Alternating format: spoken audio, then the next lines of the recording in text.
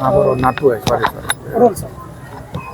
प्राथमिक माहितीनुसार संध्याकाळी 6:30च्या दरम्यान अभयनगर एरियामध्ये बाळासाहेब बंडगर यांचा नातू वेदांत बंडगर वय वर्ष 14 याचा फायरिंग इन्सिडेंटमध्ये खून झालेला आहे.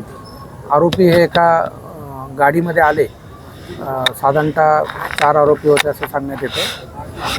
त्यांनी गाडीमध्ये येऊन त्यांनी पॉईंट ब्लँक फायर केलं पोर्चमध्ये, घराच्या समोरच्या पोर्चमध्ये.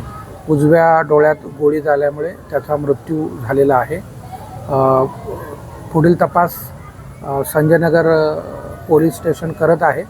तपासात LCB आणि इतर टीम्स या काही संशयित आरोपी आणि इतर माहितीच्या आधारे शोध घेण्याकरता रवाना करण्यात आलेले आहेत. आजूबाजूचे जिल्हे यांनाही नाकाबंदीकरता सतर्क करण्यात आलेलं आहे.